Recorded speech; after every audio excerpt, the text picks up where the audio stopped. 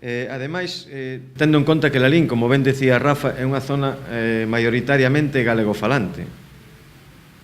O cal non quere dicir que os galegofalantes non esteamos discriminados igualmente en Lalín, que o estamos.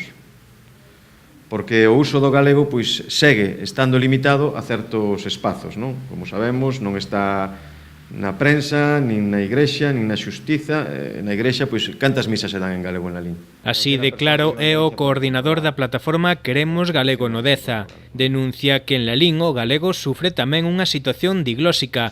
Por iso di non entender como o edil Román Rodríguez leva ao pleno deste xoves unha moción en contra do actual decreto do idioma.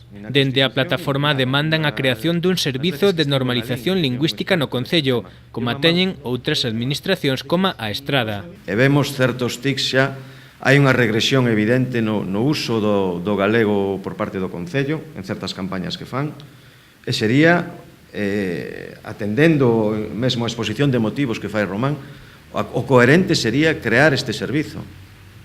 Isto sí que é unha cousa que debe facer o Concello de Lalín.